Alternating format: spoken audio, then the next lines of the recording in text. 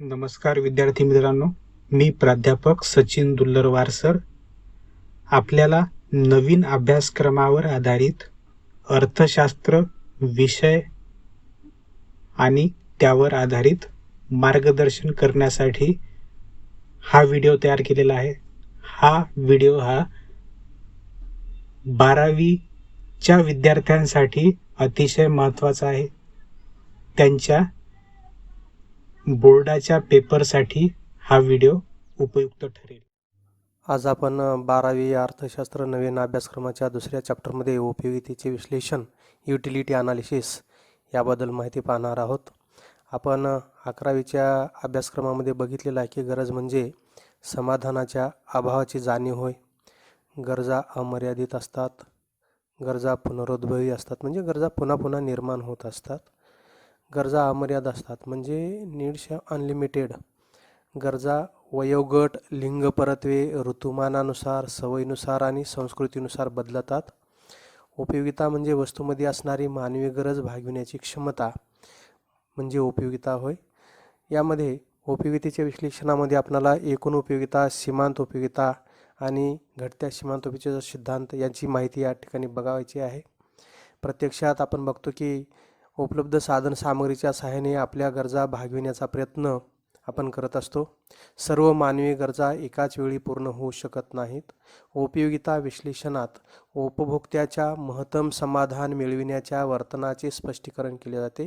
म्हणजे प्रत्येक उपभोक्ता मॅक्झिमम सॅटिस्फॅक्शन मिळविण्याचा प्रयत्न या ठिकाणी करत असतो.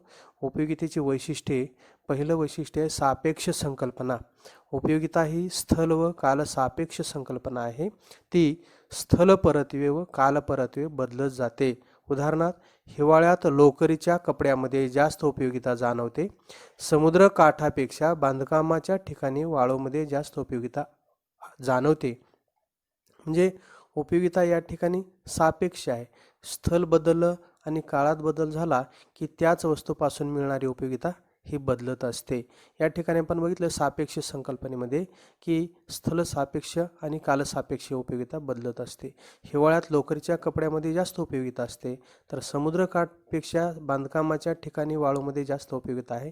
या ठिकाणी स्थल बदललेलं आहे आणि या ठिकाणी काळात बदल झालेला आहे. उन्हाळ्यापेक्षा हिवाळ्यात लोकरीच्या कपड्यामध्ये जास्त उपयोगिता असते. म्हणजे एखाद्या वस्तूचा वापर करत असताना काळ बदल झाला की उपयोगितेत बदल होत असतो. नंबर 2 आहे व्यक्तिनिष्ठ संकल्पना. उपयोगिता ही मानसशास्त्रीय संकल्पना आहे. उपयोगिता व्यक्तीनुसार बदलते. याचे आपणास कारण आवडीनिवडी, प्राधान्य, स्वभाव, पसंती, व्यवसाय इत्यादीमध्ये फरक असतो. उदाहरणार्थ, डॉक्टरला स्टेथोस्कोपमध्ये उपयोगिता जाणवते, परंतु सर्वसामान्य व्यक्तीला जाणवत नाही. म्हणजे एखाद्या वस्तूपासून सर्व व्यक्तीला सारखी उपयोगिता मिळेल अशी नाही, कारण प्रत्येक व्यक्तीची आवड निवड, त्याचा स्वभाव, त्याने त्या वस्तूला दिलेलं प्राधान्य, त्याचा व्यवसाय याच्यानुसार त्या वस्तूपासून मिळणारी उपयोगिता ही वेगवेगळी असू शकते. म्हणून उपयोगिता ही मानसशास्त्रीय संकल्पना आहे, व्यक्तिसापेक्ष आहे. नंबर 3 आहे नैतिक दृष्ट्या तटस्थ. उपयोगिता नैतिकदृष्ट्या तटस्थ असते. म्हणजे ही संकल्पना नैतिकदृष्ट्या तटस्थ असते. वस्तूने चांगले वाईट, योग्य अयोग्य असा कोणताही विचार न करता व्यक्तीची कोणतीही गरज पूर्ण करायला हवी. उदाहरणार्थ, सुरी किंवा चाकूचा वापर फळे किंवा भाजीपाला कापण्यासाठी गृहिणीकडून केला जातो, तर या वस्तूचा वापर एखाद्याला इजा करण्यासाठीही केला जातो. दोन्ही गरजा वेगळ्या आहेत, परंतु एकाच वस्तूचा वापर करून त्या भागवल्या जातात. म्हणून उपयोगिता नैतिकदृष्ट्या तटस्थ असते. म्हणजे एखाद्याने भाजीपाला चिरण्यासाठी त्या चाकूचा वापर केला, तर दुसऱ्याने एखाद्याला इजा पोहोचवण्यासाठी चाकूचा वापर केला, तर या दोन व्यक्तींनी वेगवेगळ्या उपयोगासाठी त्याचा वापर केला. म्हणून त्या वस्तूंमध्ये उपयोगिता चांगली, वाईट, योग्य अयोग्य असते, याचा विचार अर्थशास्त्रात केला जात नसतो. नंबर 4 उपयोगिता व उपयुक्तता यात फरक आहे. उपयोगिता म्हणजे वस्तूच्या अंगी असणारी मानवी गरजा भागविण्याची क्षमता आहे, तर उपयुक्तता म्हणजे वस्तूचे उपयोग मूल्य होय. Usefulness, utility and usefulness. उदाहरणार्थ, उपभोक्त्याला दुधामध्ये उपयोगिता व उपयुक्तता ही जाणवते, मात्र व्यसनी व्यक्तीला दारूमध्ये उपयोगिता जाणवते, परंतु उपयुक्तता जाणवत नाही, कारण दारूमुळे त्या उपभोक्त्याचे हित साध्य होत नाही. म्हणून दारूमध्ये उपयोगिता आहे. दारू पिल्यामुळे त्याला नशा येऊ शकते, दारूने त्याचं ते काम केलेलं आहे, परंतु उपयुक्तता असतेच असे नाही, कारण दारूमुळे त्याच्या शरीरावर वाईट परिणाम होतो, ते त्याच्या आरोग्यास हानिकारक आहे. म्हणून दारूमध्ये उपयोगिता आहे, परंतु तो उपयुक्तता नाही. म्हणजेच उपयोगिता व उपयुक्तता या भिन्न संकल्पना आहेत. नंबर 5, उपयोगिता व आनंद यात फरक आहे. वस्तूमध्ये उपयोगिता असली तरी त्यापासून उपभोक्त्याला आनंद मिळतोच असे नाही. उदाहरणार्थ, आजारी व्यक्तीला इंजेक्शनमध्ये उपयोगिता जाणवते, कारण त्यामुळे आजार बरा होतो, पण त्यापासून त्याला आनंद मिळतोच असे नाही. उदाहरणार्थ, एखाद्याला ताप आल्यानंतर आपण इंजेक्शन घेतलं तर त्याचा ताप कमी होतो, म्हणजे याचा अर्थ त्या इंजेक्शनमध्ये त्याला आनंद मिळाला नाही, तर त्या इंजेक्शनामुळे त्याचा ताप कमी झाला, म्हणजे त्याच्यात उपयोगिता आहे, परंतु ते इंजेक्शन त्याला आनंददायी आहे असे नाही. म्हणून उपयोगिता व आनंद यात फरक आहे. नंबर 6, उपयोगिता व समाधान यातील फरक. उपयोगिता हे उपभोगाचे कारण आहे, तर समाधान हे उपभोगाचा परिणाम आहे. उपयोगिता व समाधान परस्पर संबंधित असून भिन्न संकल्पना आहेत. उदाहरणार्थ, तहानलेली व्यक्ती 1 ग्लास पाणी पिते, कारण पाण्यामध्ये तहान भागवण्याची क्षमता असते. पाण्यामधील उपयोगिता हे उपभोगाचे कारण आहे आणि मिळालेले समाधान हा उपभोगाचा परिणाम आहे. नंबर 7, उपयोगितेचे केवळ तात्विक मापन शक्य. उपयोगिता ही मानसशास्त्रीय संकल्पना आहे. ती अदृश्य व अमूर्त संकल्पना आहे, त्यामुळे संख्यात्मक किंवा आकडेवारीत मापन करणे शक्य नाही. उदाहरणार्थ, जेव्हा तहानलेली व्यक्ती पाणी पिते तेव्हा मिळणाऱ्या समाधानाची कमी अधिक पातळीतून उपयोगिता जाणवते. म्हणून उपयोगिता फक्त अनुभवता येते आणि उपयोगिता धनात्मक, शून्य किंवा ऋणात्मक जाणवते. ऋणात्मक उपयोगितेला नकारात्मक उपयोगिता असेही म्हणतात. म्हणजे या ठिकाणी उपयोगिता कार्डिनल आणि ऑर्डिनल अशा 2 पद्धती असतात. उपयोगिता संख्यात्मक मापन करता येते आणि उपयोगितेचे क्रम पद्धतीने मापन करता येते. या ठिकाणी उपयोगितेचे मापन संख्यात्मक मापन करणे शक्य नाही, ते केवळ तात्विक मापन शक्य आहे असं म्हटलेलं आहे. कारण उपयोगिता ही मानसशास्त्रीय संकल्पना आहे. जसं की तापमापीच्या सहाय्याने आपण ताप मोजतो, तसं समाधान मोजण्याचं कोणतंही साधन आपल्याकडं नाही. उपयोगिता बहुपर्यायी आहे. एका वस्तूमुळे एकापेक्षा जास्त व्यक्तीची गरज भागविली जाते. तसेच ती वस्तू विविध वापरासाठी उपयोगी ठरते. उदाहरणार्थ, विजेचा वापर विविध व्यक्तीसाठी आणि एकाच वेळी विविध हेतू साध्य करण्यासाठी होतो. म्हणजे बघा, मल्टीपर्पज यूज ज्या गुड्स असतात, उदाहरणार्थ आपल्या घरात असलेली विजेचा वापर, एखाद्या रूममध्ये फॅनचा वापर आहे तर दुसऱ्या रूममध्ये एखादा मिक्सरचा वापर आहे, तर फ्रीजचा वापर त्या ठिकाणी होत आहे. म्हणजे विजेचा वापर फ्रीजसाठी केला जात आहे, एखाद्या ठिकाणी फॅनसाठी केला जात आहे, तर एका ठिकाणी त्याच घरामध्ये मिक्सरसाठी वापर केला जात आहे. म्हणजे उपयोगिता बहुपर्यायी आहे. नंबर 9, उपयोगिता गरजेच्या तीव्रतेवर अवलंबून असते. वस्तूची उपयोगिता ही व्यक्तीच्या गरजेच्या तीव्रतेवर अवलंबून असते. जेवढी गरजेची तीव्रता जास्त, तेवढी उपयोगिता अधिक जाणवते, तर गरजेची तीव्रता कमी झाल्यास उपयोगिता घटते. उदाहरणार्थ, भुकेलेल्या व्यक्तीला अन्नामध्ये भूक नसलेल्या व्यक्तीपेक्षा जास्त उपयोगिता असते. जसे आजारी व्यक्तीला औषधाची नितांत गरज असते, म्हणजे त्याची गरजेची तीव्रता अधिक आहे, म्हणून औषधामध्ये त्याला जास्त उपयोगिता वाटते. तर आजारी नसलेल्या व्यक्तीला त्या औषधापासून कोणत्या प्रकारची उपयोगिता मिळणार नाही. म्हणजे त्या वस्तूची गरज किती आहे त्याच्यावरून त्या वस्तूपासून मिळणारं समाधान किंवा उपयोगिता ही कमी अधिक असू शकते.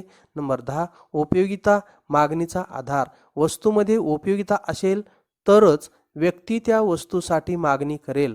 उदाहरणार्थ, आजारी व्यक्तीला औषधामध्ये उपयोगिता जाणवते, म्हणून ती औषधाची मागणी करते. म्हणजे कोणत्याही वस्तूची मागणी ही करत असताना ती वस्तू आपली गरज भागवण्याची क्षमता त्या वस्तूमध्ये असली पाहिजे, तरच त्या वस्तूची मागणी आपण करू शकतो. अन्यथा ती वस्तू आपल्या काही उपयोगाची नसेल तर आपण त्याची मागणी करू शकत नाही. उपयोगितेचे प्रकार.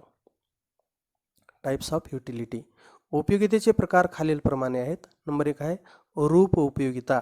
जेव्हा अस्तित्वात असलेल्या वस्तूचे आकारमान व स्वरूप बदलून उपयोगिता निर्माण केली जाते, तेव्हा त्यास रूप उपयोगिता असे म्हणतात. उदाहरणार्थ, मातीपासून खेळणी, लाकडापासून फर्निचर इत्यादी. इथे उदाहरण दिलेले आहे तुम्हाला चित्रामध्ये आकृती क्रमांक 2.1 मध्ये. तशाच प्रकारे वेगवेगळ्या पुढचा जो प्रकार आहे तो स्थल उपयोगिता. जेव्हा वस्तूचे स्थल बदलल्याने वस्तूमध्ये उपयोगिता वाढते तेव्हा त्यास स्थल उपयोगिता म्हणतात. उदाहरणार्थ, उष्ण हवामानाच्या प्रदेशापेक्षा थंड हवामानाच्या प्रदेशात उबदार व गरम कपड्यामध्ये जास्त उपयोगिता जाणवते. वस्तूचे स्थलांतर केल्याने स्थल उपयोगिता निर्माण होत असते. म्हणजे एका ठिकाणाहून वस्तू दुसऱ्या ठिकाणात नेल्यानंतर त्याच्यामध्ये उपयोगिता वाटत असते. हा एक आंब्याचं उदाहरण दाखवलेलं आहे आपल्याला. कोकणामधील आंबा जर आपल्याला मराठवाड्यात आला तर कोकणातील आंब्यापेक्षा आपल्याला मराठवाड्यातील लोकांना त्या आंब्याची उपयोगिता अधिक जाणवत असते. नंबर 3 आहे सेवा उपयोगिता. समाजातील विविध व्यावसायिकाकडून इतरांना व्यक्तिगत सेवा पुरविल्या जातात म्हणजे सेवा उपयोगिता आहे. उदाहरणार्थ, डॉक्टर, वकील, शिक्षक, गायक इत्यादींच्या सेवा याला आपण सेवारूप उपयोगिता असं म्हणत असतो. नंबर 4 ज्ञान उपयोगिता. जेव्हा उपभोक्ता विशिष्ट वस्तूबद्दल ज्ञान प्राप्त करतो तेव्हा त्यास ज्ञान उपयोगिता म्हणतात. उदाहरणार्थ, मोबाईल फोन किंवा संगणकाच्या विविध कार्यप्रणालींचे ज्ञान होते तेव्हा ज्ञान उपयोगिता निर्माण होते. म्हणजे एखाद्या वस्तूचं ज्ञान घेतल्यानंतर त्या वस्तूपासून मिळणारी उपयोगिता ही अधिक असते. आपणाला त्या वस्तूचं जर ज्ञानच नसेल तर आपणाला त्या वस्तूपासूनची उपयोगिता फारशी जाणवणार नाही, परंतु त्या वस्तूचं जर ज्ञान घेतलं आपण तर त्यापासून आपणाला अधिक उपयोगिता मिळू शकते. नंबर 5 आहे स्वामित्व उपयोगिता.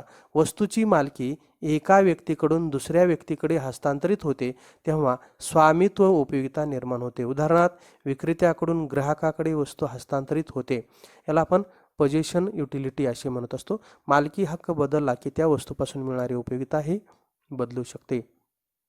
नाही, या ठिकाणी हा विक्रेता आहे, हा ग्राहक आहे. विक्रेत्याकडून जेव्हा ग्राहकाकडे वस्तू खरेदी करून घेतल्या जातात तेव्हा यांच्याकडे वस्तू आल्यामुळे या वस्तूवर अगोदर यांचा मालकी हक्क होता.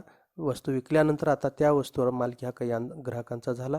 त्यामुळे आता यांच्याजवळ आलेल्या वस्तूपासून मिळणारी जी समाधान आहे किंवा उपयोगिता आहे त्याला आपण स्वामित्व उपयोगिता असं म्हणत असतो.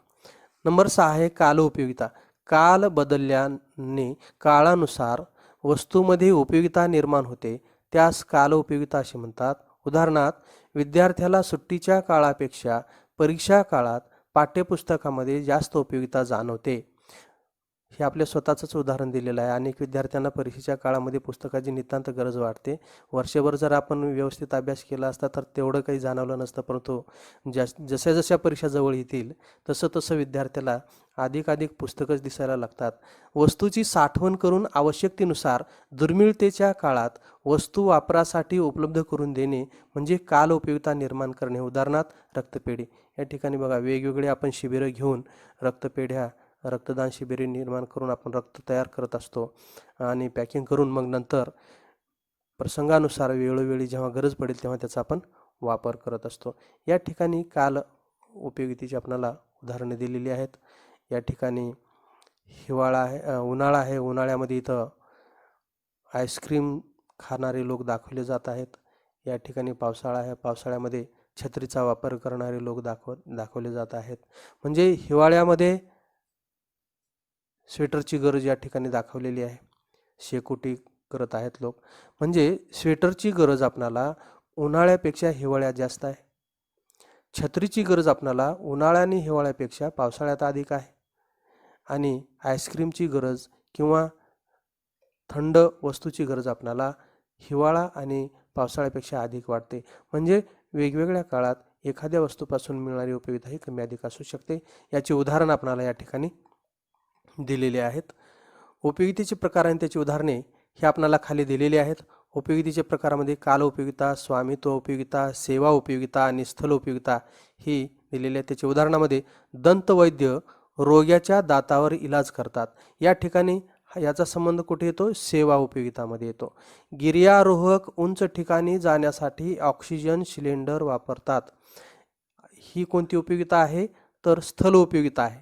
म्हणजे पृथ्वीवर आपणाला त्यापासून जास्त उपयोगिता मिळत नाही, परंतु गिर्यारोहक जेव्हा उंच ठिकाणी जाऊन ऑक्सिजन सिलेंडरची टाकी पॅकिंग करून येतो तेव्हा त्याला त्याचं महत्त्व तिथं जास्त असतं, उपयोगिता त्याला अधिक मिळते. म्हणजे ठिकाण बदलल्यामुळे ऑक्सिजन सिलेंडरमध्ये त्याला जास्त उपयोगिता मिळते. शेतकरी हंगामाच्या शेवटी गोदामात साठवून ठेवलेल्या तांदळाची विक्री करतात. याला आपण काल उपयोगिता म्हणतो, कारण माल उत्पादन एका विशिष्ट काळात केल्यानंतर तो साठवून ठेवून एका विशिष्ट काळात पुन्हा विक्रीसाठी आणलेला आहे, म्हणजे त्याच्यात उपयोगितेत वाढ झालेली आहे. याला आपण काल उपयोगिता म्हणतो. किरकोळ विक्रेता 100 खुर्च्याची खरेदी घाऊक व्यापाऱ्याकडून करतो. या ठिकाणी जे पजेशन युटिलिटी म्हणतो, स्वामित्व उपयोगिता, म्हणजे किरकोळ विक्रेता हा घाऊक विक्रेत्याकडून वस्तू खरेदी करतो आणि घाऊक विक्रेत्यापेक्षा किरकोळ विक्रेत्याकडे वस्तू आल्यानंतर त्याच्यात स्वामित्व उपयोगिता निर्माण होत असते. उपयोगितेच्या संकल्पना, या ठिकाणी आपल्याला विशेषतः 2 महत्त्वाच्या संकल्पना पाहायच्या आहेत. उपयोगिता मापनाच्या 2 मुख्य संकल्पना. त्याच्यामध्ये पहिली संकल्पना आहे एकूण उपयोगिता, टोटल युटिलिटी. एकूण उपयोगिता म्हणजे वस्तूच्या सर्व नगांच्या उपभोगापासून उपभोक्त्याला प्राप्त होणाऱ्या एकत्रित उपयोगितांची बेरीज होय. तसेच ही सलगपणे उपभोग घेतलेल्या वस्तूच्या सर्व नगांपासून मिळालेली एकूण उपयोगिता असते. म्हणजे टोटल युटिलिटी ही सर्व नगांपासून मिळालेल्या सीमांत उपयोगितांची बेरीज असते. सीमांत उपयोगिता म्हणजे मार्जिनल युटिलिटी. सीमांत उपयोगिता म्हणजे उपभोक्त्याकडून उपभोग घेतलेल्या वाढीव वस्तूपासून मिळालेली उपयोगिता होय. दुसऱ्या शब्दात सीमांत उपयोगिता म्हणजे उपभोग घेतलेल्या वाढीव नगापासून एकूण उपयोगितेत पडणारी भर होय. म्हणजे एक जादा नग खरेदी केल्यामुळे एक जादा नग सेवन केल्यामुळे एकूण उपयोगितेत जी वाढ होते, ती जी अतिरिक्त वाढ झालेली असते त्याला आपण सीमांत उपयोगिता असं म्हणत असतो. एकूण उपयोगिता व सीमांत उपयोगिता यातील परस्पर संबंध आपल्याला सूत्राच्या आधारे दाखवता येईल. TU = summation of marginal utility, total utility summation of marginal utility. TU म्हणजे एकूण उपयोगिता, समेशन ऑफ मार्जिनल युटिलिटी म्हणजे सीमांत उपयोगितेची बेरीज. TU = marginal utility of 1 plus marginal utility of 2 and marginal utility of 3 up to marginal utility of n number. Marginal utility 1 to 3 = प्रत्येक नगाची सीमांत उपयोगिता. Marginal utility of n number = विशिष्ट नगाची सीमांत उपयोगिता. Marginal utility of n number = total utility of n number minus total utility of n minus 1. या ठिकाणी marginal utility या सूत्राने मोजली जात असते. Total utility of n number means विशिष्ट पातळीवरील एकूण उपयोगिता. टोटल युटिलिटी ऑफ n-1 = अगोदरच्या पातळीतील एकूण उपयोगिता. या ठिकाणी आपल्याला पुढील भागामध्ये याच्यात संबंध स्पष्ट करता येईल. एकूण उपयोगिता सीमांत उपयोगिता यातील संबंध, वस्तूच्या विविध नगापासून मिळालेली सीमांत उपयोगिता आणि एकूण उपयोगिता यांच्यात परस्पर संबंध असतो. या ठिकाणी आपल्याला दिलेले आहे क्षवस्तूचे नग, एकूण उपयोगिता, सीमांत उपयोगिता. क्षवस्तूचे हे 1, 2, 3, 4, 5, 6 आणि 7 नग दर्शवलेले आहेत. तर एकूण उपयोगिता, पहिला नग सेवन केल्यानंतर त्याला एकूण उपयोगिता 10 मिळते आणि सीमांत उपयोगिता सुद्धा 10च आहे पहिल्या नगाची. उपभोक्ता जेव्हा दुसरा नग सेवन करतो तेव्हा एकूण उपयोगिता 18 होते. एक जास्तीचा नग सेवन केला त्याच्यामुळे एकूण उपयोगिता किती झाली? 18.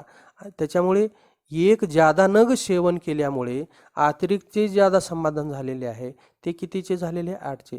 म्हणजे एकूण उपयोगितेत कितीने भर पडली? 8ने. म्हणून हे जे आहे ते 8 सीमांत उपयोगिता. दुसऱ्या नगाची सीमांत उपयोगिता 8 आहे. पहिल्या नगापासून सीमांत उपयोगिता आणि एकूण उपयोगिता सारखीच असते, 10 आणि 10. जेव्हा दुसरा नग सेवन केला जातो तेव्हा एकूण उपयोगिता 18 होते.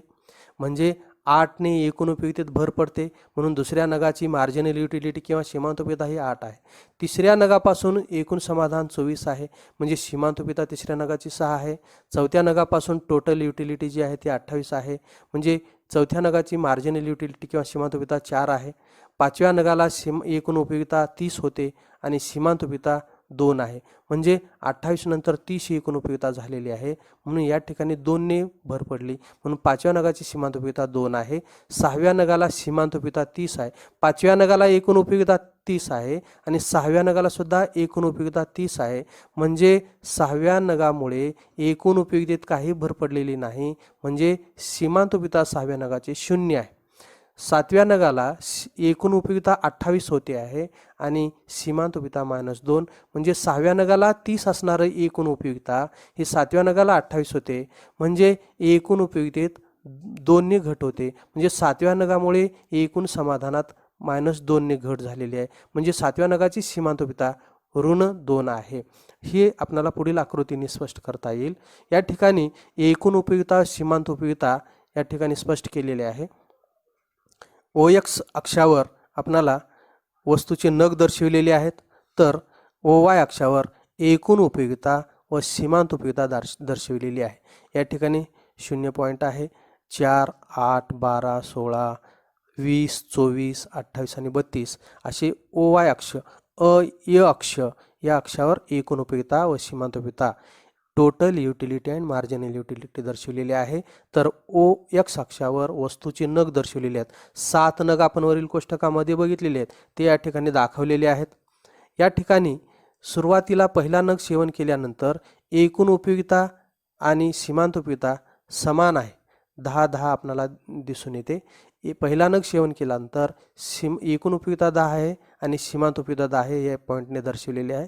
जेव्हा दुसरा नग सेवन केला जातो तेव्हा सीमांत उपयोगिता 8 आहे आणि एकूण उपयोगिता जी आहे ते आपल्याला वरी दाखवलेलं आहे कोष्टकामध्ये. दुसऱ्या नगाला एकूण उपयोगिता 18 आणि सीमांत उपयोगिता 8 आहे, या ठिकाणी इथं दाखवलेलं आहे. दुसऱ्या नगाला 8 आणि 18. तिसरा नग सेवन केल्यानंतर या ठिकाणी 6 सीमांत उपयोगिता आहे आणि या ठिकाणी 24. बघा, तिसऱ्या नगाला एकूण उपयोगिता 24 आहे आणि सीमांत उपयोगिता 6 आहे. हे सर्व कोष्टकातील आकडे आपण या आलेखावर घेतले असता आपणाला हे अशा प्रकारे वर घटत्या दराने हळूहळू वर जाणारा जो तो टोटल युटिलिटी वक्र दर्शविला जातो आणि तो घटत्या दराने वाढत आहे. एकूण उपयोगितावर आपण कोष्टकामध्ये बघितलेली आहे, घटत्या दराने वाढत आहे. 10, 18, 24, 28, 30, 30 आणि 28. तर सुरुवातीपासून सीमांत उपयोगिता ही कमी कमी होत जाते, घटत जाते आणि ती 0 होते. बघा, इथं धन आहे, 0 आहे आणि ऋण आहे. मात्र एकूण उपयोगिता ही सुरुवातीपासून घटत्या दराने वाढत जात आहे, मात्र ती 0 किंवा ऋण कधीच होत नसते. हे आपल्याला खालच्या आकृतीवरून स्पष्ट करता येईल. या ठिकाणी सीमांत उपयोगिता घटत घटत जाऊन ती 0 होते आहे, तेव्हा एकूण उपयोगिता हळूहळू घटत्या दराने वाढत वाढत ती स्थिर होते. या ठिकाणी 5व्या नगाला 30 आहे एकूण उपयोगिता आणि 6व्या नगाला सुद्धा 30 आहे. आणि जेव्हा 6वा नग सेवन केला जातो तेव्हा सीमांत उपयोगिता ही 0 असते. जेव्हा सीमांत उपयोगिता मार्जिनल युटिलिटी जेव्हा 0 असते तेव्हा मॅक्झिमम सॅटिस्फॅक्शन पॉईंट असतो, कमाल बिंदू, समाधानाचा कमाल बिंदू आपल्याला प्राप्त होतो. आणि त्याच्यानंतर जेव्हा 7वा नग सेवन केला जाईल तेव्हा एकूण उपयोगितेत घट होत असते आणि एकूण उपयोगिता 28 होऊन सीमांत उपयोगिता -2 होते. हे आपल्याला आकृतीमध्ये दर्शवलेले आहे. एकूण उपयोगिता आणि सीमांत उपयोगिताला या दोन्ही बिंदूला हात जोडणारी ही जी रेषा आहे याच्यावर आपल्याला स्पष्ट होईल की एकूण उपयोगितावर वक्र सुरुवातीपासून वर जातो आणि स्थिर होतो आणि पुन्हा कमी होतो. याचे 3 अवस्था आहेत. सुरुवातीपासून घटत्या दराने वाढ जातो, स्थिर होतो आणि पुन्हा कमी होतो. मात्र OX अक्ष ओलांडून हा वक्र कधीच खाली येत नाही असा. म्हणजे सीमांत उपयोगिता वक्र मात्र सुरुवातीपासून घटत घटत जाऊन हा इथपर्यंत OX अक्षाच्या पॉईंटपर्यंत वरच्या भागात हा धन असतो, इथं 0 होतो आणि हा खालच्या भागात ऋण होतो. म्हणजे सीमांत उपयोगिता धन, 0 आणि ऋण होऊ शकते. मात्र एकूण उपयोगिता ही घटत्या दराने वाढत जाऊन एका विशिष्ट पातळीला ती स्थिर होते आणि नंतर ती घटते. मात्र ते 0 किंवा ऋण कधीच होत नाही. याच्यावरून आपल्याला पुढील मुद्द्याच्या आधारे संबंध स्पष्ट करता येईल. क्ष अक्षावर वस्तूचे नग आणि य अक्षावर एकूण उपयोगिता व सीमांत उपयोगिता दर्शविली आहे.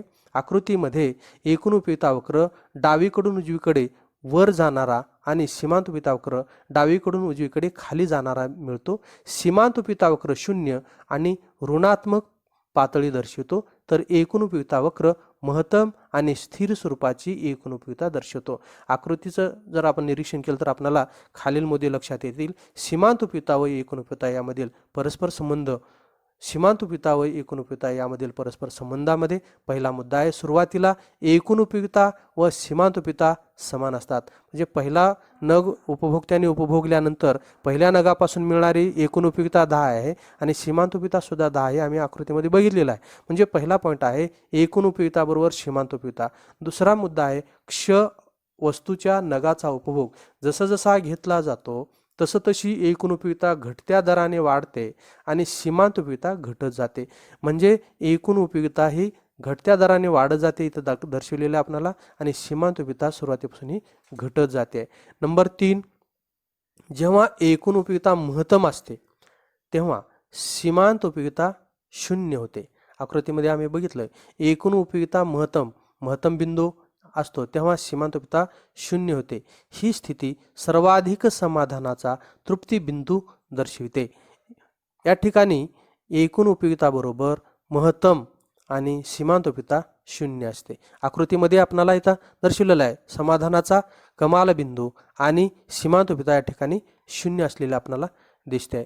पाचवा पॉईंट आहे सर्वाधिक समाधानाचा तृप्तीचा बिंदू गाठल्यानंतर सर्वसाधारण उपभोक्ता वस्तूचा उपभोग घेण्याचे थांबवतो, कारण त्या बिंदूत त्याला सर्वाधिक समाधान मिळते आणि एकूण उपयोगितेत काही भर पडत नाही. म्हणजे आपण इथं बघितलेलं आहे की 5व्या नगाला एकूण उपयुक्तता 30 झालेली आहे आणि 6व्या नगाला एकूण उपयुक्तता 30 झालेली आहे.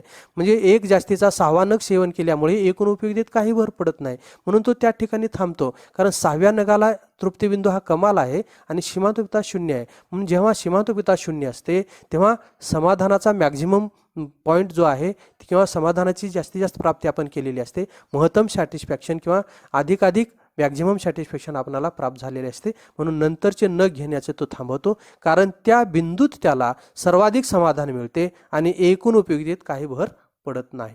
6वा पॉईंट आहे सर्वाधिक समाधानाच्या किंवा तृप्तीच्या बिंदूनंतर समाधानाचे रूपांतर असमाधानात होते. दुसऱ्या शब्दात उपभोक्त्याला उपयोगितेचे दुष्परिणाम जाणू लागतात. जर समजा त्याने जबरदस्तीने 7वाही नग सेवन केला तर एकूण उपयोगितेत या ठिकाणी घट होते. म्हणून आपण जो 7वा नग सेवन केलेला आहे त्याच्यामुळे एकूण समाधानात घट झालेली आहे -2. म्हणून कोणत्याही वस्तूचा उपभोग घेत असताना समजा आपण गुलाबजामुन खात आहोत आणि आपण 5 गुलाबजामुन खाल्ले, 6 गुलाबजामुन खाल्ले आणि 6व्या गुलाबजामुनला आपली सीमांत उपयुक्तता 0 आहे. एकूण समाधानात 5वा गुलाबजामुन खाल्ल्यानंतर एकूण समाधान 30च आहे आणि 6वा गुलाबजामुन खाल्ला तर 30च आहे. तर 6वा गुलाबजामुन खाल्ल्यामुळे एकूण समाधानात काही भर पडत नाही, परंतु पुन्हा मिळणार नाही म्हणून आपण जर 7वाही गुलाबजामुन खाल्ला तर आपल्याला त्रास व्हायला चालू होईल आणि एकूण समाधानात घट होऊ शकते आणि सीमांत उपयुक्तता 7व्या गुलाबजामुनचीही -2 होऊ शकते. म्हणून कोणत्याही वस्तूचं भले त्या आवडणाऱ्या वस्तू जरी असल्या तरी आपण मॅक्झिमम सॅटिस्फॅक्शन पॉईंट जो आहे तो जेव्हा शेवटच्या नगाची सीमांत उपयुक्तता 0 आहे असे आपल्याला वाटते तेव्हा जबरदस्तीने जर पुढचा नग सेवन करण्याचा प्रयत्न केला तरी एकूण समाधानात असमाधान होऊ शकते किंवा मायनस होऊ शकते. म्हणून समाधानात घट होऊ शकते. म्हणून समाधान मॅक्झिमम सॅटिस्फॅक्शन तेव्हाच होते जेव्हा शेवटच्या नगापासून मिळणारी सीमांत उपयुक्तता ही 0 असते.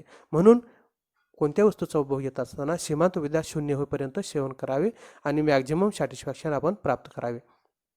या ठिकाणी एकूण उपयुक्तता आणि सीमांत उपयुक्तता या ठिकाणी तुम्हाला फरक दिलेला थोडक्यात माहिती दिलेली आहे. वस्तूच्या सर्व नगांच्या उपभोगापासून व्यक्तीला प्राप्त होणाऱ्या उपयुक्तांची बेरीज म्हणजे एकूण उपयुक्तता असते.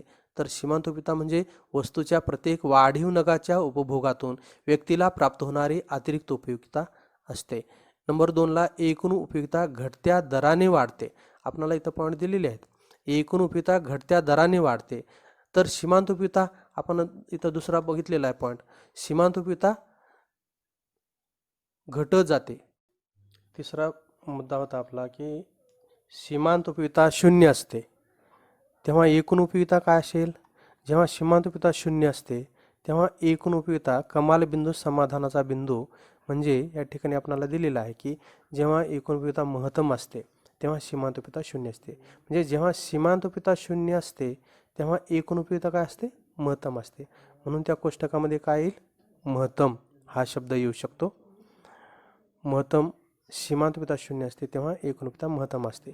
चौथा पॉईंट आहे आपला समाधानाच्या बिंदूनंतर उपभोग चालू ठेवल्यास एकूण उपयुक्तता कमी होत जाते.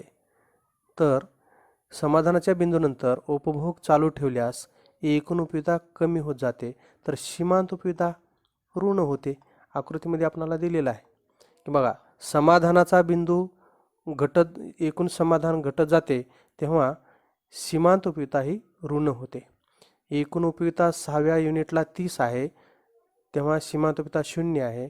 जेव्हा 7वा नग आपण उपभोगतो तेव्हा 7व्या नगाला एकूण उपयोगिता घटत जाते आहे, तेव्हा सीमांत उपयोगिता ऋण होत आहे. म्हणजे या ठिकाणी चौथा जो मुद्दा दिलेला आहे, जेव्हा एकूण उपयोगिता घटत जाते तेव्हा सीमांत उपयोगिता ऋण होते. ही स्थिती उपभोक्त्याचे असमाधान दर्शविते.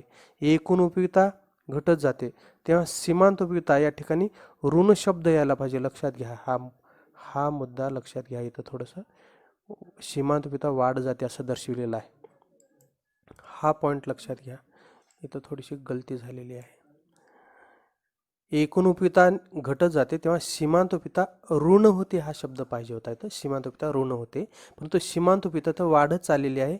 हा आता चूक आहे, इथं दुरुस्ती होणे आवश्यक आहे. मिसप्रिंट झालेला असेल. त्याच्यानंतर आपणाला पुढचा जो पॉईंट आहे त्याच्यामध्ये 6वा जो भाग आहे, 5वा, एकूण उपयोगिता वस्तूच्या वापराबाबत उपयोग मूल्य निर्धारित करते. तेव्हा सीमांत उपयोगिता वस्तूच्या वापराबाबत विनिमय मूल्य निर्धारित करते. 6वा आहे, सीमांत उपयोगिता धन, ऋण किंवा शून्य असू शकते. तर या 6व्या मुद्द्यामध्ये आपल्याला दिलेला आहे, सर्वाधिक समाधानाच्या बिंदूनंतर समाधानाचे रूपांतर असमाधानात होते. मात्र एकूण उपयोगिता जी आहे ती घटत जाते, मात्र ते शून्य आणि ऋण कधीच होत नाही. एकूण उपयोगिता घटत जाऊ शकते. सीमांत उपयोगिता धन, ऋण किंवा शून्य असू शकते. तेव्हा एकूण उपयोगिता ही फक्त घटत्या दराने वाढत जाते, स्थिर होते आणि नंतर घटते, मात्र ती ऋण किंवा शून्य होत नाही. या ठिकाणी 7व्या पॉईंटमध्ये एकूण उपयोगितेची आकृती दाखवलेली आहे. एकूण उपयोगिता सुरुवातीला वाढत जाते, नंतर स्थिर राहते. 5व्या नगाला 30 एकूण उपयोगिता आहे, 6व्या नगाला एकूण उपयोगिता 30च आहे आणि नंतर ती 7व्या नगाला 28 होते. म्हणजे घटत्या दराने वाढते, स्थिर होते आणि घटते. मात्र सीमांत उपयोगिता सुरुवातीपासून नेहमी घटत जाते. इथं आपल्याला वरच्या आकृतीमध्ये दर्शविलेलं आहे की सीमांत उपयोगिता नेहमी सुरुवातीपासून घटते, ते शून्य होते आणि ऋण होते. अशा पद्धतीनं आपल्याला एकूण उपयोगिता व सीमांत उपयोगिता याच्यातील जे संबंध आहे तो स्पष्ट करता येईल. सर्वाधिक समाधानाच्या बिंदूनंतर समाधानाचे रूपांतर असमाधानात होते. म्हणजे 7वा नग खरेदी उपभोगल्यानंतर आम्हाला एकूण समाधान 28 होते. म्हणजे 7व्या नगामुळे एकूण समाधानात -2 म्हणजे घट झालेली आपल्याला दिसून येते. म्हणून उपभोक्त्याला त्या उपयोगितेचे दुष्परिणाम जाणू लागतात.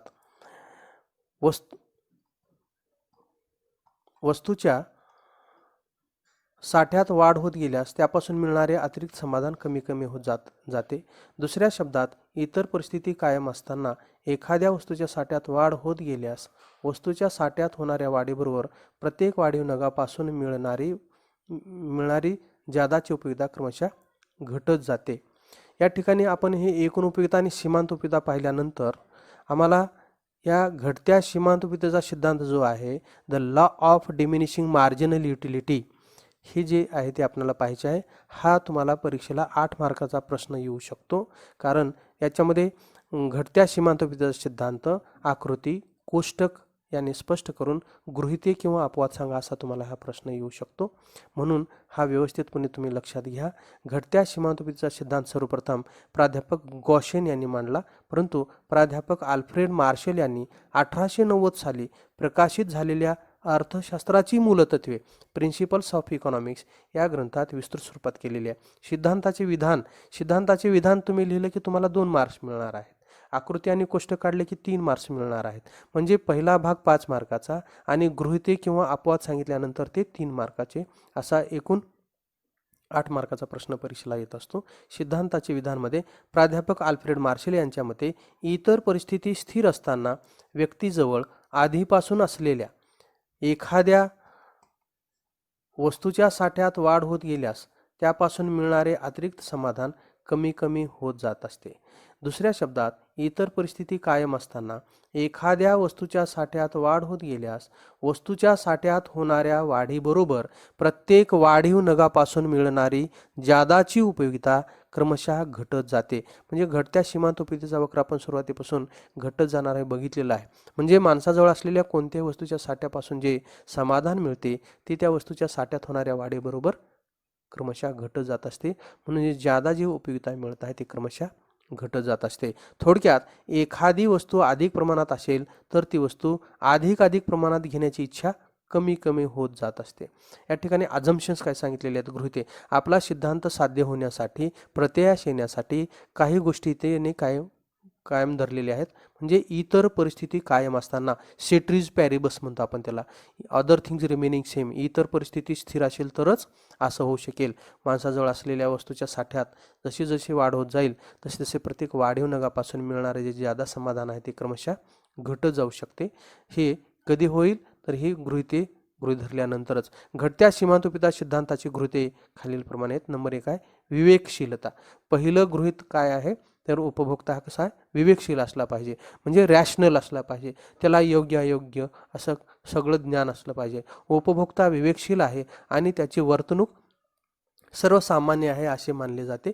त्यामुळे तो महत्तम समाधान मिळविण्याचा प्रयत्न करतो. म्हणजे तो आपल्या उपलब्ध असलेल्या साधनाच्या सहाय्याने महत्तम समाधान मिळविण्याचा प्रयत्न तो करतो, याची त्याला जाणीव आहे, त्याला ते समजते असं गृहीत धरलेलं आहे. तो विवेकशील आहे. उपभोक्ता कसा आहे, विवेकशील आहे, रॅशनल आहे.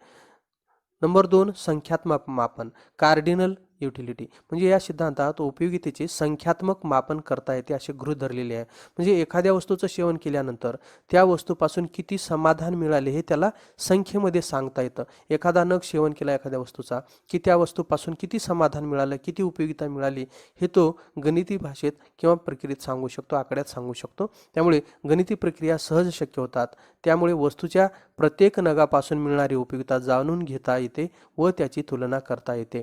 नंबर 3 एकजिनसीपणा, कंटिन्युटी आणि होमोजिनिटी. एकजिनसीपणा, उपभोक्ता जो आहे तो ज्या वस्तूचं सेवन करत आहे तो सर्व नग एकाच प्रकारचे, आकाराचे, रंगाचे आणि चवीचे आहेत असं या ठिकाणी गृहीत धरलेले आहे.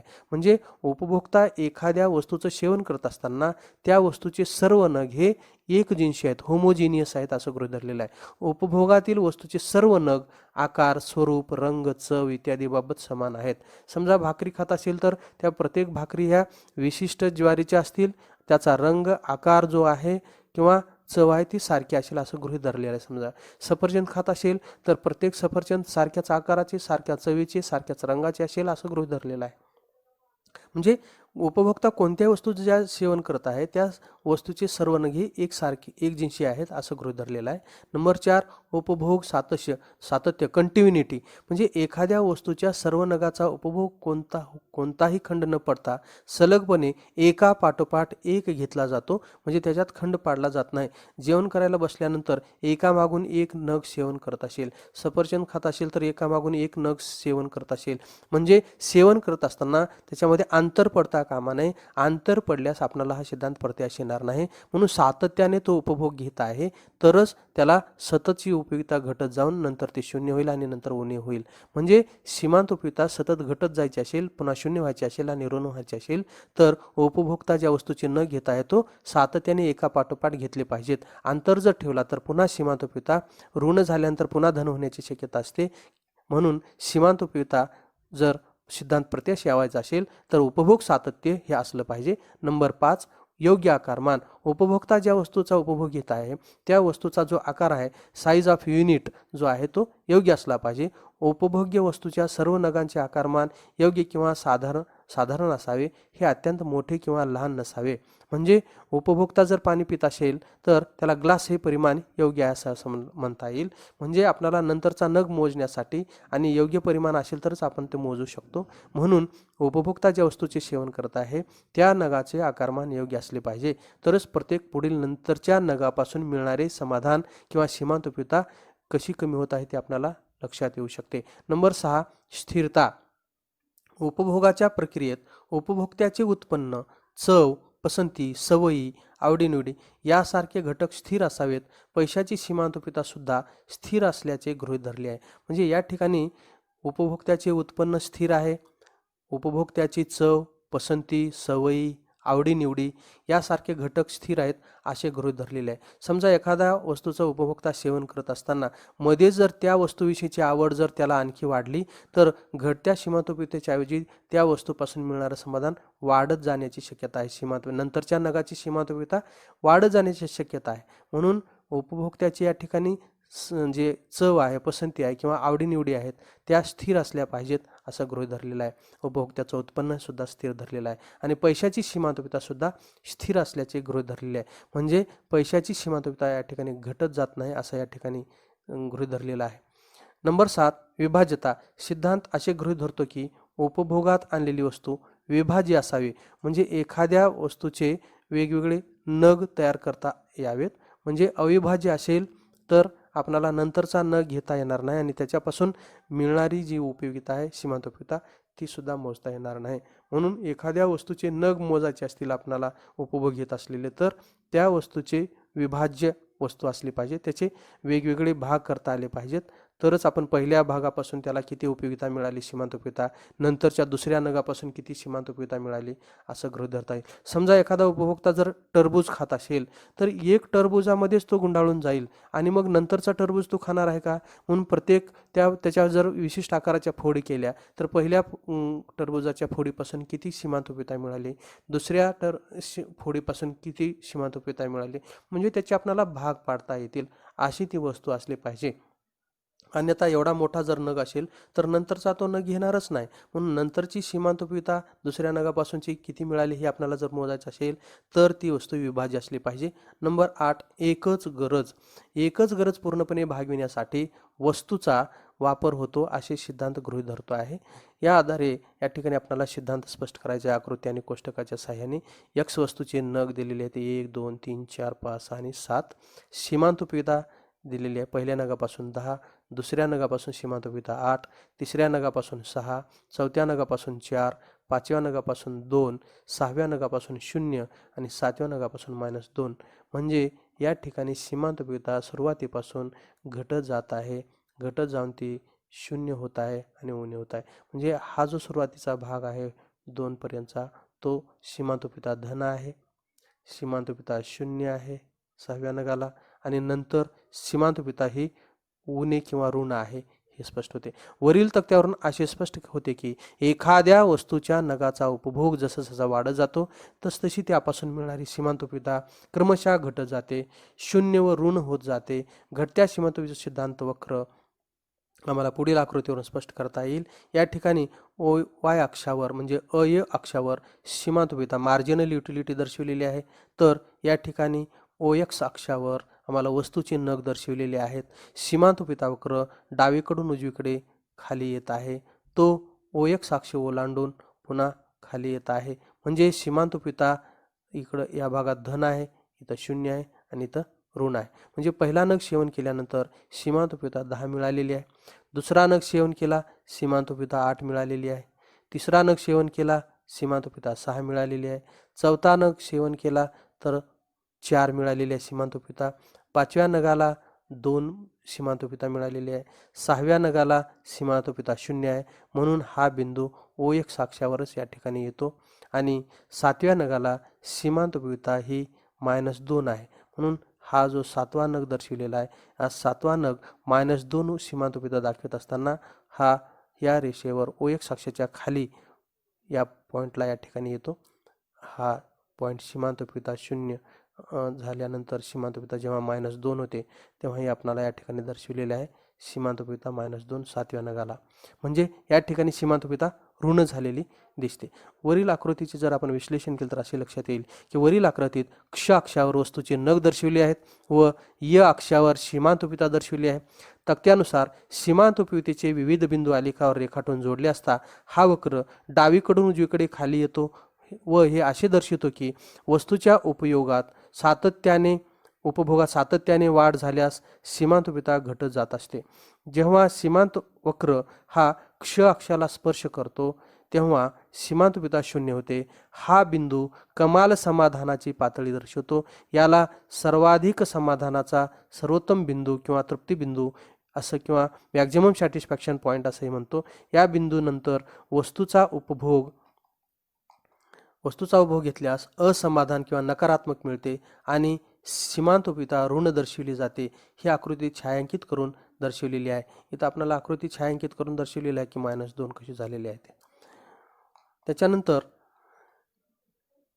सिद्धांताचे अपवाद, घटत्या सीमांतोपित सिद्धांताचे अपवाद खालीप्रमाणे दिलेत. म्हणजे याबद्दल सीमांत लागू होत नाही असं म्हणणं आहे.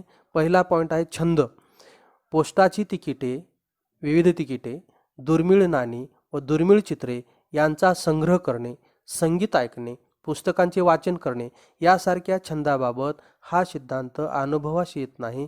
याचे कारण त्याच्या साठ्यात होणारी वाढ अधिक आनंद देते, त्यामुळे सीमांतोपिता वाढते.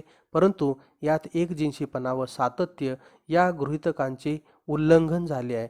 म्हणजे पहिला अपवाद काय सांगतो आपल्याला की या पोस्टाचे विविध तिकिटे, दुर्मिळ नाणी व दुर्मिळ चित्रे यांच्याबद्दल आपल्याला सीमांतोपिता घटत जाण्याऐवजी ते आनंद देणारे आणि त्याच्यात सीमांतोपितेत वाढ होणारी आहे असं सांगितलेलं आहे. परंतु आपण वर गृहीत धरलेलं आहे की उपभोक्ता हा उपभोगत असलेल्या वस्तूचा एकजिनसीपणा असला पाहिजे, होमोजिनियस. परंतु या ठिकाणी विविध तिकिटे दिली. एकाच प्रकारची तिकिटे असते तर नंतरच्या प्रत्येक तिकिटापासून मिळणारं समाधान त्याला कमी झालं असतं. दुर्मिळ नाणी व दुर्मिळ चित्रे जे आहेत ते एकाच प्रकारचे चित्र असते तर आपल्याला प्रत्येक नंतरच्या वाढीव चित्रापासून किंवा नाण्यापासून मिळणारे समाधान घटत गेलं असतं. म्हणून आम्ही आमच्या गृहीतामध्ये असे अगोदर गृहीत धरलेले आहे की उपभोक्ता उपभोगत असलेल्या वस्तू कशा असल्या पाहिजेत, एकजिनसी असल्या पाहिजेत आणि त्याच्यामध्ये सातत्य असले पाहिजे. आज एक नग घेतला, दुसऱ्या दिवशी दुसरा नग घेतला तर सीमांतोपिता सातत्याने घटत जात नाही. म्हणून या सर्व वस्तू ज्या आहेत ते एकाच दिवशी एकाच प्रकारच्या आणि सातत्याने कंटिन्यू मिळालेल्या नाहीत. म्हणून या ठिकाणी आम्ही छंदाच्या बद्दल जरी हा अपवाद सांगितला जात असला तरी या ठिकाणी एकजिनसीपणा व सातत्य या गृहीतकाचे उल्लंघन झालेले आम्हाला दिसते. नंबर 2 आहे कंजूस व्यक्ती. कंजूस उपभोक्त्याच्या बाबत प्राप्त होणाऱ्या प्रत्येक वाढीव नगापासून त्याला अधिक समाधान मिळते, कारण तो लोभी असतो, अविवेकी असतो. त्यामुळे पैशाच्या साठ्यात होणाऱ्या वाढीबरोबर पैशाची सीमांतोपिता वाढते, परंतु यात विवेकशीलता या गृहीतकाचे उल्लंघन झालेले आहे. म्हणजे कंजूस व्यक्तीच्या बद्दल हा सिद्धांत प्रत्ययास येत नाही असं या ठिकाणी सांगितलेलं आहे. मात्र पैशाच्या बद्दल लोभी व्यक्तीकडे पैशाच्या साठ्यात जशी वाढ होत जाईल तसं त्याची सीमांतोपिता घटत जाण्याऐवजी वाढत जाते. परंतु या ठिकाणी आम्ही एक गृहीत धरलेला आहे की उपभोक्ता कसा असला पाहिजे, विवेकशील असला पाहिजे. तो सर्वसामान्य आर्थिक व्यवहारात गुंतलेला असला पाहिजे, त्याचं सर्वसामान्य वर्तन असलं पाहिजे. तो लोभी असता कामा नये. लोभी असणाऱ्या व्यक्तीला एखाद्या वस्तूची किती जरी सेवन केले तरी त्यापासून मिळणारे समाधान घटत जाण्याऐवजी ते वाढत जाते, कारण तो सर्वसामान्य स्थितीमध्ये असत नाही. म्हणून विवेकशीलता हे आम्ही अगोदरच गृहीत धरलेलं आहे, सर्वसामान्य वर्तन असलं पाहिजे. मात्र या ठिकाणी विवेकशीलता या गृहीतकाचे उल्लंघन करून हा अपवाद सांगितलेला आहे. नंबर 3 व्यसन. व्यसनी व्यक्तीच्या बाबतीत असे आढळून येते की मद्याच्या प्रत्येक वाढीव नगाच्या उपभोगाबरोबर त्याची नशेची पातळी वाढत जाते. त्यामुळे मद्यपी व्यक्तीची सीमांतोपिता वाढल्यासारखे वाटते. खरे तर हा आभास असतो. ही स्थिती जवळजवळ सर्वच व्यसनांच्या बाबतीत लागू होते. मात्र यात विवेकशीलता या गृहीतकाचे उल्लंघन झालेले आहे. म्हणजे व्यसनी व्यक्तीला सुद्धा तो सर्वसामान्य स्थितीमध्ये असत नाही. त्याच्यामुळे एखाद्या वस्तूचे सेवन करत असताना प्रत्येक नगापासून किती सीमांतोपिता मिळाली, ती वाढत चालली का घटत चालली याचा त्याला काही अंदाज येत नसतो, कारण तो सर्वसामान्य स्थितीत नसतो. सामान्य माणसाच्या बद्दल मात्र एखाद्या वस्तूचे सेवन जसे वाढत जाईल तसे प्रत्येक वाढीव नगापासून मिळणारी सीमांतोपिता ही क्रमशः घटत जात असते. मात्र विवेकशीलता या ठिकाणी व्यसनाधीन व्यक्तीच्या बद्दल हा अपवाद जो सांगितलेला आहे तो सुद्धा योग्य नाही, कारण या ठिकाणी विवेकशीलता या गृहीतकाचे उल्लंघन झालेलं आहे. उपभोक्ता हा विवेकशील असला पाहिजे, पण व्यसनी व्यक्ती ही विवेकशील असेलच असे नाही ना, कारण तो स्वतःचं भान हरवून बसलेला असतो. म्हणून एखाद्या वस्तूपासून सेवन केल्यानंतर त्याला प्रत्येक वाढीव नगापासून मिळणारं समाधान किती मिळालेलं आहे याचं भान असत नाही, तो सर्वसामान्य स्थितीत नसतो. नंबर 4 सत्ता. व्यक्तीला जशी सत्ता प्राप्त होते तशी सत्तेची लालसा वाढत जाते. ती जास्तीत जास्त सत्ता मिळविण्याचा प्रयत्न करते, परंतु येथे विवेकशीलता या गृहीतकाचे उल्लंघन झाले आहे. म्हणजे घटत्या सीमांतोपिता सिद्धांत सत्तेबद्दल अपवाद सांगितला जातो, कारण सत्ता कितीही मिळाली तरी माणसाला आणखी हवीहवीशी वाटत असते, लालसा वाढत जात असते. मात्र या ठिकाणी आम्ही असं गृहीत धरलेलं आहे की विवेकशीलता, उपभोक्ता हा विवेकशील असला पाहिजे, तो त्याचं वर्तन सर्वसामान्य असलं पाहिजे, तरच त्याच्याबद्दल हा सिद्धांत लागू पडेल. मात्र सत्ता हा जो असामान्य अशा व्यक्तीच्या बद्दल हा अपवाद सांगितलेला आहे, कारण विवेकशीलता या गृहीतकाचं या ठिकाणी उल्लंघन झालेलं आहे. नंबर 5, पैसा. पैशाची सीमांतोपिता कधीही शून्य होत नाही असे म्हटले जाते. पैशाच्या साठ्यात वाढीबरोबर सीमांतोपिता वाढत जाते, कारण विविध गरजा भागविताना अनेक वस्तू व सेवांची खरेदी करण्यासाठी विनिमय माध्यम म्हणून पैसा वापरला जातो. मात्र काही अर्थतज्ज्ञांच्या मते हा सिद्धांत पैशाला लागू होतो. उदाहरणार्थ श्रीमंत व्यक्तीपेक्षा गरीब व्यक्तीला पैशाची सीमांतोपिता जास्त जाणवते. म्हणजे पैसा हा सुद्धा जरी अपवाद सांगितला जात असला, कारण पैशाच्या बद्दल माणसाला पैशाच्या साठ्यात किती वाढ होत गेली तर त्या प्रत्येक वाढीव नगापासून मिळणारी सीमांतोपिता घटत जाण्याऐवजी वाढत जाते असा अपवाद सांगितलेला आहे. मात्र हा सुद्धा अपवाद योग्य नाही, कारण या ठिकाणी सुद्धा विवेकशीलता या गृहीतकाला उल्लंघन झालेलं आहे. कारण आम्ही बघतो की श्रीमंत व्यक्तीपेक्षा गरीब व्यक्तीला पैशाची सीमांतोपिता जास्त असते, कारण त्याच्याजवळ पैशाचा साठा हा कमी असतो. म्हणून वरील सर्व बाबी सिद्धांताचे अपवाद मानले जाते, पण त्यात कोणत्या ना कोणत्या गृहीतकाचे उल्लंघन होत असल्यामुळे घटत्या सीमांतोपितेचे अपवाद खरे अपवाद नसून केवळ भासमान असतात. या सिद्धांतावरील टीका. पुढील मर्यादांच्या आधारे सिद्धांताचे टीकात्मक परीक्षण केले आहे. नंबर 1 आहे अवास्तव गृहीते. या सिद्धांतामध्ये अवास्तव गृहीते गृहीत धरलेली आहेत. घटत्या सीमांतोपितेच्या सिद्धांतात एकजिनसीपणा म्हणजे होमोजिनियस, एखाद्या वस्तूचं सेवन करत असताना सर्व नग सारखे असतील असे नाही, आणि तो सातत्याने उपभोग येईल असे नाही. त्याचबरोबर त्याची चव, त्याची पसंती, त्याची आवड निवड, त्याचं उत्पन्न स्थिर असेल तेवढ्या काळात असंही सांगता येत नाही. आणि प्रत्येक उपभोक्ता हा विवेकशील असेलच. त्याला चांगलं, वाईट, योग्य, अयोग्य आणि प्रत्येक नगापासून मिळणारी सीमांतोपिता जी आहे ती मोजता येईलच. मानसिकदृष्ट्या असे काही सांगता येत नाही. गृहीतावर आधारित आहे, परंतु प्रत्यक्षात या सर्व अटी एकाच वेळी पूर्ण होऊ शकत नाहीत. दुसरं आहे संख्यात्मक मापन. उपयोगिता संख्येत मोजता येते, तिची बेरीज व तुलना करता येते आणि कोष्टकाद्वारे सादर करता येते, पण प्रत्यक्षात उपयोगितेची संख्यात्मक मापन करणे अशक्य असते, कारण उपयोगिता ही मानसशास्त्रीय संकल्पना आहे. म्हणून उपयोगिता ही या ठिकाणी कार्डिनल गृहीत धरलेली आहे. उपयोगिता संख्येत मोजता येते असं गृहीत धरलेलं आहे.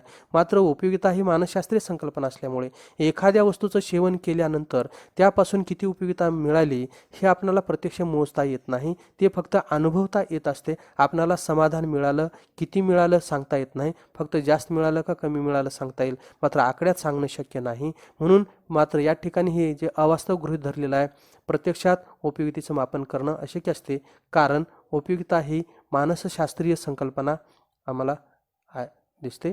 नंबर 3 आहे अविभाज्य वस्तू. हा सिद्धांत गाडी, रेफ्रिजरेटर, दूरदर्शन, संच यासारख्या अविभाज्य व अवजड वस्तूंसाठी लागू पडत नाही, कारण साधारणपणे या वस्तूंची खरेदी एका वेळी एकाच वस्तूची केली जाते. अशा वस्तूच्या सीमांतोपितेची तुलना अशक्य असते. म्हणजे या ठिकाणी अविभाज्य वस्तू ज्या आहेत, गाडी आपण एकच खरेदी करतो, नंतरचे नग खरेदी करत नाही. त्याच्यामुळे पहिल्या नगापासून किती सीमांतोपिता मिळाली, दुसऱ्या गाडीपासून किती सीमांतोपिता मिळाली, हे आम्हाला दुसरे नग आम्ही खरेदी करू शकत नाही. रेफ्रिजरेटर, दूरदर्शन, संच यासारख्या अविभाज्य आणि अवजड वस्तूंसाठी लागू पडत नाही, कारण आपण नंतरचे नग खरेदी करत नसतो, एकच वस्तूची खरेदी करत असतो. अशा वेळी आम्हाला दुसऱ्या नगाशी त्याची तुलना करणे शक्य नसते. म्हणून अशा अविभाज्य वस्तूबद्दल सीमांतोपिता मापन करणे कठीण जात असते, अवघड आहे, अशक्य आहे. नंबर 4 पैशाची सीमांत उपयोगिता जी आहे ती स्थिर आहे. सिद्धांत गृहीत धरतो की पैशाच्या प्रत्येक एककाची सीमांतोपिता स्थिर असते, पण टीकाकारांच्या मते पैशाची सीमांतोपिता व्यक्तिपरत्वे बदलत असते. तसेच किमतीतील बदल, पैशाचा साठा यामुळे प्रभावित होत असते. या ठिकाणी आमच्या सिद्धांतात पैशाची सीमांतोपिता स्थिर गृहीत धरलेली आहे, मात्र पैशाची सीमांतोपिता ही व्यक्तिपरत्वे बदलत असते. श्रीमंत व्यक्तीला पैशाची सीमांतोपिता ही कमी असते, तर गरीब व्यक्तीला पैशाची सीमांतोपिता ही जास्त असते. किमतीत बदल झाला तरी सुद्धा त्याच्यात व्यक्तिपरत्वे बदल होऊ शकतो. पैशाचा साठा, एखाद्याकडे पैशाचा साठा अधिक असेल तर त्याला पैशाची सीमांतोपिता कमी असेल, आणि पैशाची ज्यांच्याकडे साठा कमी असतो त्याला पैशाची सीमांतोपिता अधिक असू शकते प्रत्येक नगाची. म्हणून पैशाची सीमांतोपिता जी गृहीत धरलेली आहे ती सुद्धा योग्य नाही अशी टीका केली जाते. नंबर 5 एकच गरज. हा सिद्धांत विशिष्ट वेळी एकच गरज पूर्ण करून मिळणाऱ्या समाधानापुरता मर्यादित आहे. वास्तविक व्यक्ती एकाच वेळी अनेक गरजा पूर्ण करून समाधान मिळवत असते. म्हणून हा सिद्धांत फक्त एकच गरज भागविण्याशी संबंधित मर्यादित स्वरूपाचा आहे. मात्र व्यक्ती एकाच वेळी अनेक गरजा पूर्ण करून आपले समाधान मिळवित असतो. या सिद्धांताचे महत्त्व घटत्या सीमांतोपयोगीच्या सिद्धांतावर जरी टीका होत असली तरी या सिद्धांताच्या सार्वत्रिक वापरामुळे हा सिद्धांत एक प्रसिद्ध व महत्त्वपूर्ण अर्थशास्त्रीय सिद्धांत आहे. नंबर 1, उपभोक्त्यासाठी उपयुक्त. मर्यादित साधनामुळे महत्तम उपयोगिता प्राप्त करण्यासाठी वस्तूच्या उपभोगामध्ये वैविध्य असणे आवश्यक आहे. म्हणजे हा घटत्या सीमांतोपयोगी सिद्धांत उपभोक्त्यासाठी उपयुक्त आहे, कारण आपल्याजवळ असलेल्या मर्यादित उत्पन्नाच्या सहाय्याने तो वेगवेगळ्या वस्तूवर खर्च करून जास्तीत जास्त समाधान कसं मिळू शकेल यासाठी हे उपयुक्त आहे. सरकारसाठी उपयुक्त. शासनाला विविध आर्थिक योजनांची आखणी करण्यासाठी हा सिद्धांत उपयुक्त ठरतो. उदाहरणार्थ प्रगतिशील कर धोरण. प्रगतिशील कर धोरण म्हणजे ज्यांचे उत्पन्न अधिक आहे त्याला जास्त दराने कर लावला जातो, ज्यांचे उत्पन्न कमी आहे त्यांना कमी दराने कर लावला जातो.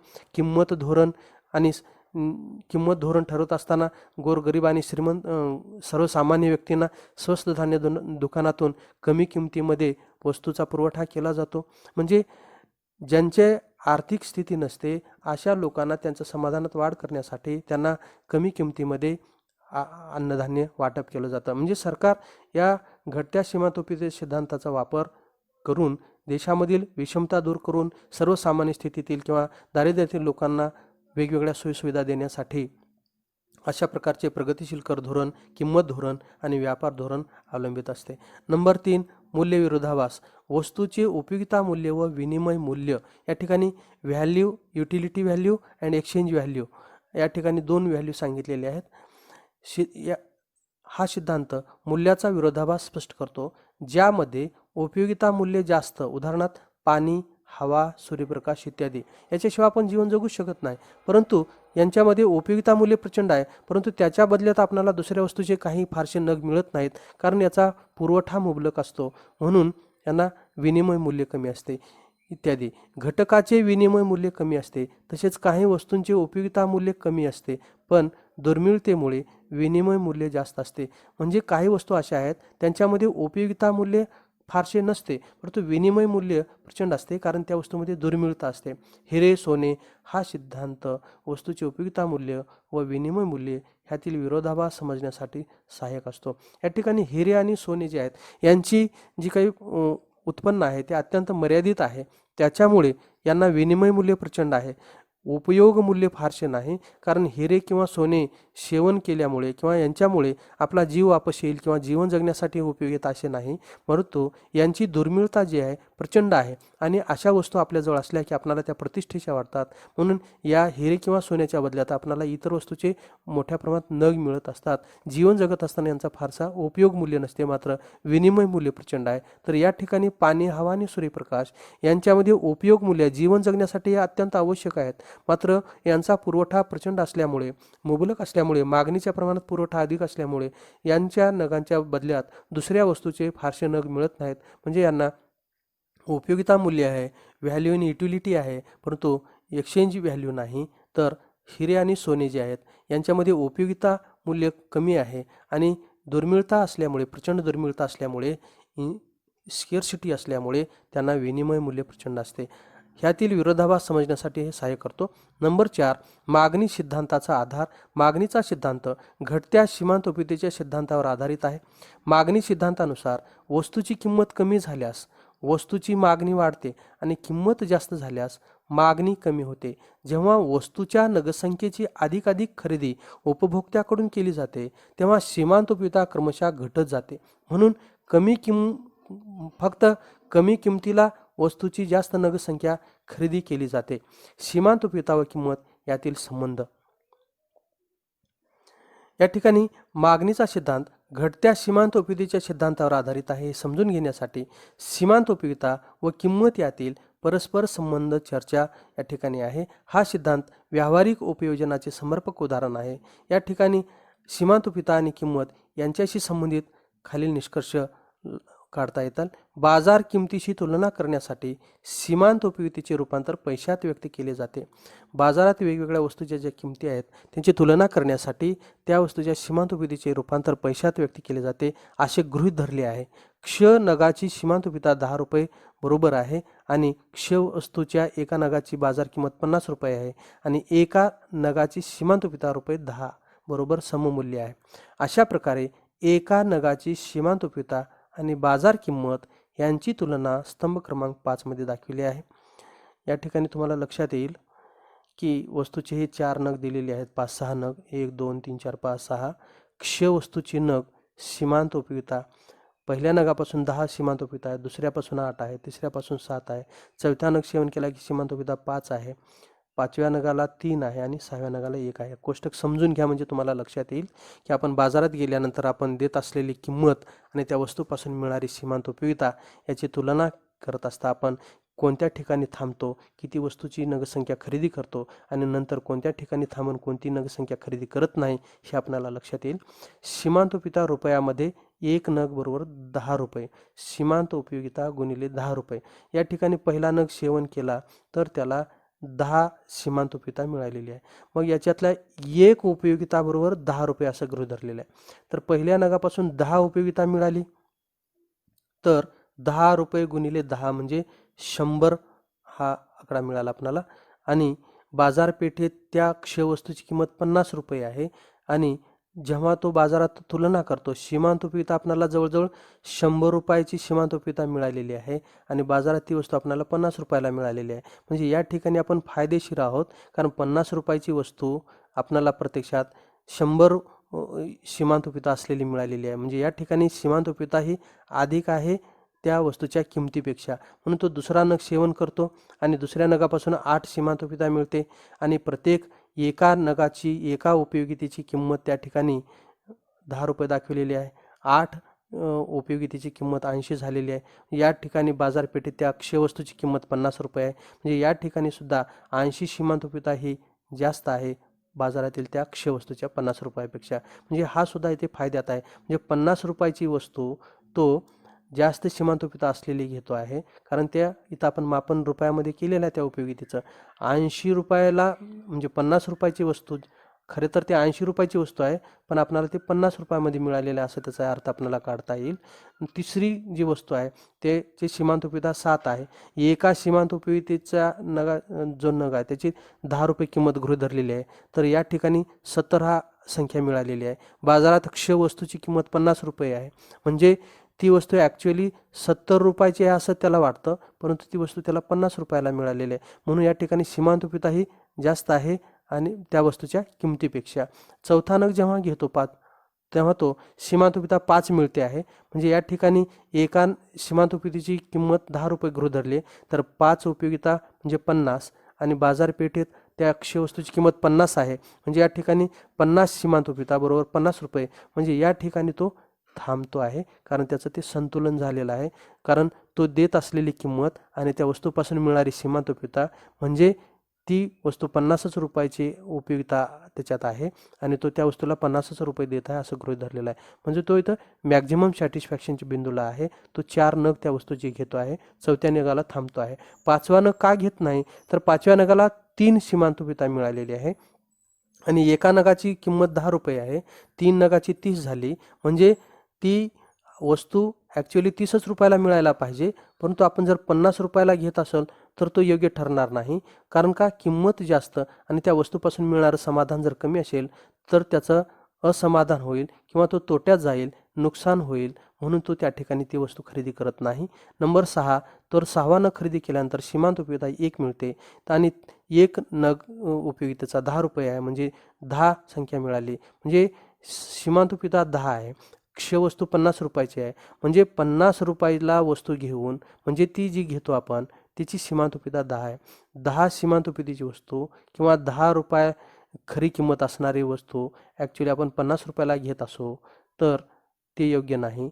म्हणून एखादी वस्तूची आपल्याला वाटते की ती वस्तू 10 रुपयाला मिळाली पाहिजे परंतु ती वस्तूची किंमत बाजारात 50 रुपये आहे. म्हणून आपण या ठिकाणी किंमत जास्त आहे त्याच्या सीमांत उपयोगितेपेक्षा किंवा त्या वस्तूमध्ये असलेल्या उपयोगितेपेक्षा, म्हणून तो इथे घेत नाही. म्हणून उपभोक्ता एकामागून एक सलगपणे वस्तूचा उपभोग घेतो. घटत्या सीमांत उपयोगिता सिद्धांतानुसार खरेदी केलेल्या व उपभोग घेतलेल्या प्रत्येक वाढीव नगाची सीमांत उपयोगिता घटणारी असते. सीमांत उपयोगिता बाजार किमतीपेक्षा जास्त असते. उदाहरणार्थ कोष्टक क्रमांक 2.3 मध्ये पहिल्या 3 नगापासून आपण वरी बघितलं, पहिल्या 3 नगापासून मिळणारी सीमांत उपयोगिता बाजार किंमत ₹10 पेक्षा अधिक आहे. याचे कारण उपभोक्त्याची गरज तीव्र असते. यानंतर सीमांत उपयोगिता व किंमत समान होतात, म्हणून उपभोक्ता चौथा नग घेण्याचा विचार करतो. 5व्या आणि 6व्या नगाच्या बाबतीत प्राप्त सीमांत उपयोगिता बाजार किमतीपेक्षा कमी होते. या समतोल स्थितीनंतर विवेकी उपभोक्ता नगाची खरेदी थांबवतो.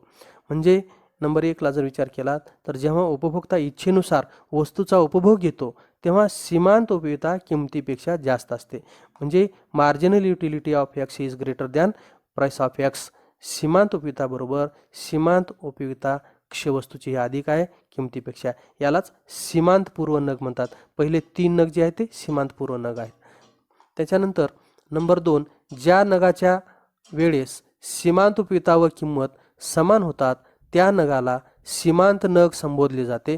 Marginal utility of X is equal to price of X. सीमांत उपयोगिता बरोबर किंमत, म्हणून उपभोक्त्याचा समतोल होत आहे. चौथ्या नगाला समतोल होत आहे, कारण मार्जिनल युटिलिटी ऑफ एक्स म्हणजे एक्स वस्तूची सीमांत उपयोगिता आणि त्या एक्स वस्तूची किंमत ही समान झालेली आहे, म्हणून उपभोक्त्याचा समतोल होत आहे. नंबर 3, विवेकी उपभोक्ता जे नग विकत घेऊ इच्छित नाही त्या नगांना सीमांतोत्तर नग असे म्हणतात. Marginal utility of X is less than price of X is equal to सीमांत उपयोगिता ही कमी आहे त्याच्या किमतीपेक्षा. म्हणून अशा प्रकारे जेव्हा marginal utility of X is equal to price of X असते तेव्हा विवेकी उपभोक्त्याचा समाधानाचा समतोल साधला जातो. म्हणजे चौथ्या नगाला उपभोक्त्याचा समाधानाचा समतोल साधलेला आहे, कारण या ठिकाणी marginal utility of X is equal to price of X हे संतुलन झालेलं आहे.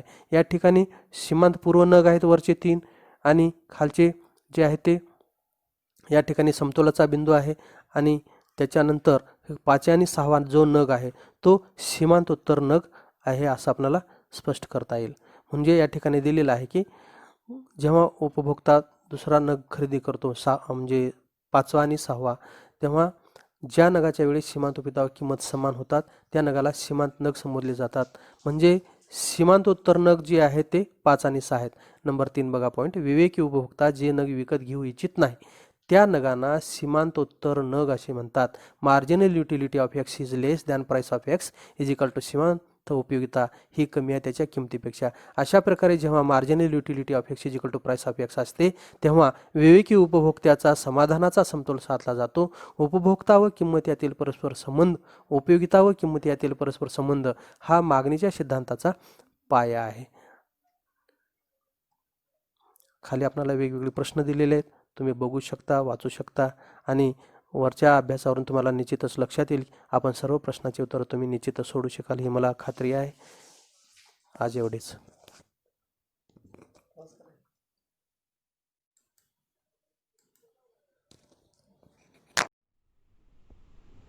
मित्रांनो, आपण अशाच प्रकारचे नवनवीन व्हिडिओ पाहण्यासाठी आमचं यूट्यूबवरील चॅनल देखील सबस्क्राईब करू शकता.